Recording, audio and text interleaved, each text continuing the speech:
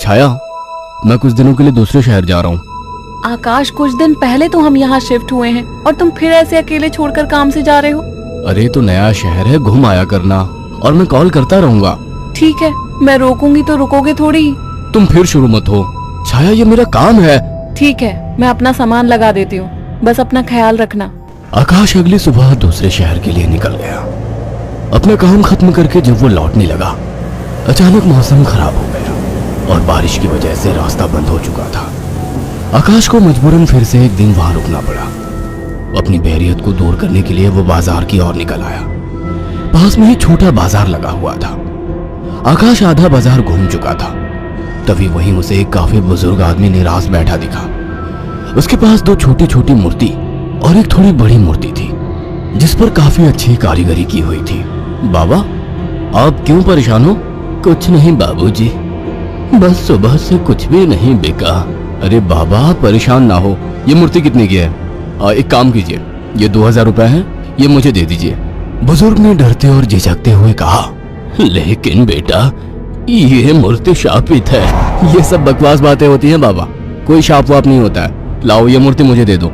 बुजुर्ग ने कांपते हाथों से उस मूर्ति को आकाश को दे दिया। रात में आकाश होटल के कमरे में गया और फोन पर छाया से बात करने लगा। उसे ठंड सी महसूस होने लगी। फोन रखकर वो सोने के लिए लेट गया। रात गहरी हो चुकी थी, बारिश की वजह से ठंड थी, पर उसे अचानक गर्माहट महसूस होने लगी। उसे अच्छा लग रहा था। उसे महसूस हुआ जैसे कोई उससे चिपक कर लेटा हो। मीठी सी खुशबू, रेशमी बाल, दूसरा जिस्म की गर्मी, मानो छाया ही उसके पास हो। वो लगातार नींद में किसी के स्पर्श को महसूस कर रहा था। अचानक उसे अपने शरीर पर वजन महसूस हुआ। वो अचानक से उठकर बैठ गया। कमरे में बिल्कुल अंधेरा था। उस रूम की लाइट ऑन की तो देखा कमरा खाली था, कोई नहीं था।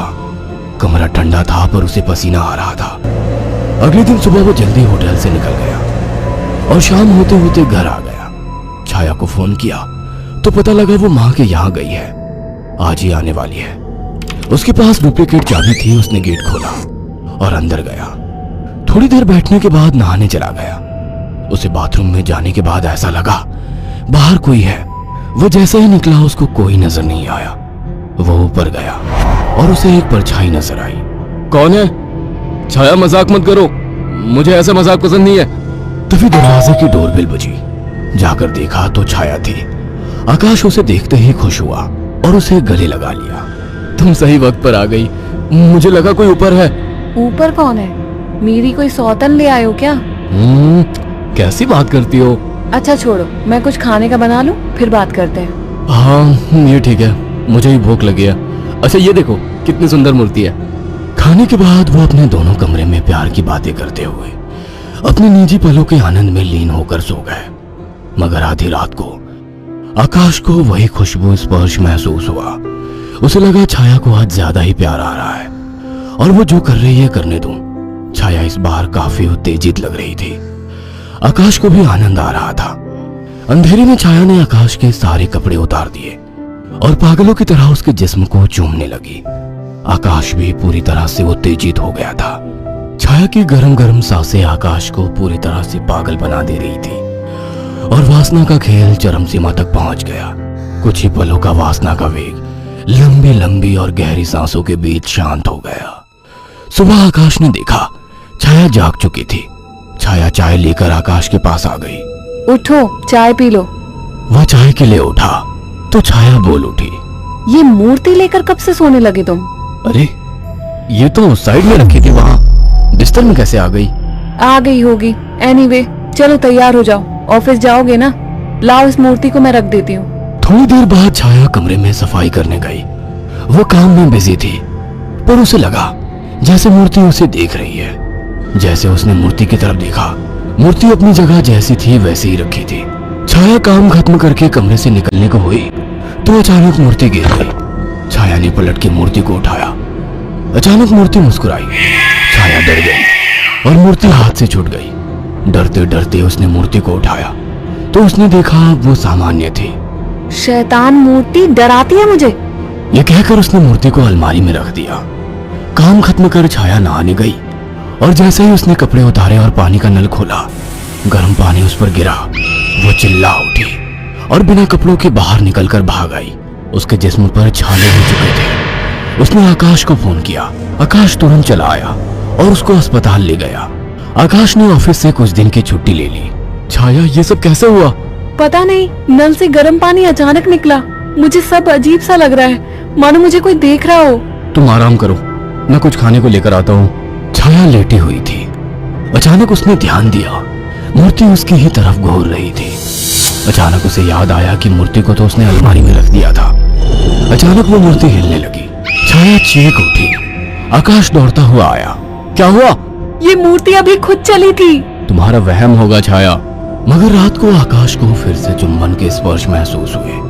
वो नींद में था और चाह के आंखें नहीं खोल पा रहा था, परंतु आकाश को चुंबन के स्पर्श उत्तेजित कर रहे थे। उसके मुंह से आवाजें निकल रही थी। अचानक छाया की आंख खुल गई और उसने जो देखा वह हैरान रह गई। उसने देखा कि एक लड़की काली परछाई के रूप में आकाश के कपड़े खोल रही थी और वो देखते ही चिल्लाने लगी, आकाश, वो काली परछाई! अचानक कमरे के शीशे में चटक सी आवाज आई और शीशा टूट गया। आकाश उठकर बैठ गया। ये शीशा कैसे टूटा और तुम चिल्लाई क्यों? आकाश, वो कोई काली आत्मा थी। मैंने अभी देखा, वो तुम्हारे साथ संबंध बना रही थी। क्या तुम्हें बिल्कुल पता नहीं लगा? कौन? क्या कह रही हो? मुझे महसूस तो हुआ, पर मुझे लगा तुम हो। पागल हो क्या? ऐसी हालत में मैं संबंध बनाने की सोचूंगी? आकाश, वो एक काली परछाई थी, पर वो एक लड़की थी। तभी मुझे कल रात को जब ये सब महसूस हुआ तो मुझे कुछ अजीब सा लगा था। मुझे ऐसा होटल में महसूस हुआ कि जैसे मेरे पास कोई तो है। और अगले दिन मैं घर आ गया था। तब से जब भी सोता हूँ ऐसा कुछ होता है। मुझे लगता था कि तुम हो। तभी अचानक दोनों का ध्यान मूर्ति पर गया। आकाश ने तुरंत उस मूर्ति को बाहर फेंक दिया। कुछ दिन बाद छाया पानी पीने के लिए उठी। अचानक उसकी नजर फिर से ड्रेसिंग टेबल पर रखी मूर्ति पर पड़ी। अचानक उस मूर्ति ने काली परछाई का रूप धारण कर लिया। छाया अचानक बेहोश हो गई। कुछ देर बाद उसकी आंखें खुली तो उसे सब सपने जैसा लग रहा था। अचानक वो किचन में चली गई। तभी वहां आकाश आ गया। अरे, पहले ठीक तो हो जाती। मैं तो ठीक हूँ। अच्छा। हाँ, आज तो मुझे एक अलग ही सुबह लग रही है। ओके, अब चलो आराम करो। मैंने तुम्हारे लिए कुछ दिन की छुट्टी ली है। अगर ऐसा है तो मुझे खूब प्यार करो। आज आकाश को छाया कुछ बदली बदली सी लग रही थी। खाने के वक्त भी छाया काफी अजीब तरीके से खा रही थी, जैसे वो बरसों से भूखी हो। छाया, क्या हुआ? आराम से खाओ। रात ठीक से खाया नहीं था ना, तो मुझे जोरों की भूख लग रही है। वैसे आज मीट बना काफी अच्छा है। गांव में अम्मा ने सिखाया था। अम्मा ने? कौन सी अम्मा ने? तुम तो कभी गांव गई ही नहीं। वो सब छोड़ो, सुनो ना, मेरा मन रोमांस का हो रहा है। तुम्हें लगता है ये सही वक्त है? प्यार करने का कोई वक्त नहीं होता। अचानक छाया आकाश से जाकर लिपट गई। उसके जिस्म को चूमने लगी। आकाश ने देखा छाया ने आज साड़ी भी अलग तरीके से बांधी थी। दोनों के बीच संभोग क्रिया होने लगी। दोनों काफी उत्तेजित थे। अचानक आकाश को फिर से छाया में वही खुशबू और स्पर्श महसूस हुआ। छाया आकाश को छोड़ने का नाम तक नहीं ले रही थी। आकाश को महसूस हुआ ये छाया नहीं है। आकाश ने एक झटके से छाया को धक्का दे दिया। रुक क्यों गए? प्यार करो मुझे, रुक क्यों गए? आवाज में भारीपन था। आकाश की आंखें बंद थी, पर जैसे ही उसने आंखें खोली, जिसमें छाया का था लेकिन चेहरा किसी और का था। आकाश ने कांपती आवाज में कहा, मेरी बीवी कहाँ है? छाया के चेहरे के हाव भाव बदलने लगे। उसका चेहरा सफेद और आंखें काली थी। वो गुस्से में बोली, मुझे पसंद नहीं थी वो, मार डाला उसे। अचानक वो एक परछाई में बदल गई। उसने अपने लंबे और पहने दांत आकाश की गर्दन में गाड़ दिए।